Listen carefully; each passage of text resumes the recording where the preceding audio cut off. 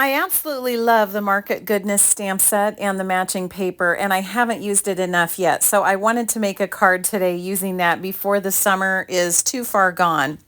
Now I love the paper because you can just cut the images right out of it.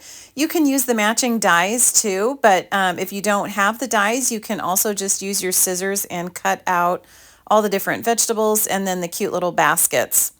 So I have a selection of vegetables here and I just put them together in the basket.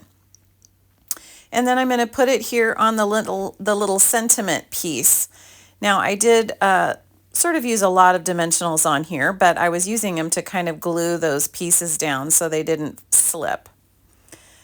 So I'm just going to layer it there onto the sentiment piece, and then I'm using the designer series paper as my entire card base.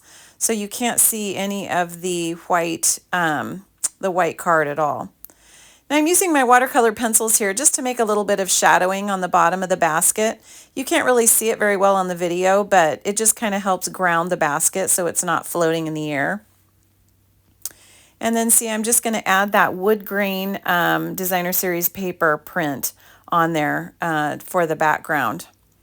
It looks really good with the basket and everything. I just love this whole suite. You've got to check it out. You can see everything on my website. I'm going to have all the measurements for the card and everything and direct links.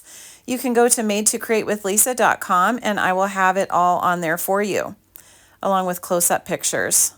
Now this is my linen thread, which is a must. I use it all the time, but especially for something like this when I want a little bit of a natural touch. I just wanted to add that to the front of this basket. And that is it. So I hope you'll hop on over to my website. Thanks so much for joining me, and I hope that this has given you a fun, easy card layout idea.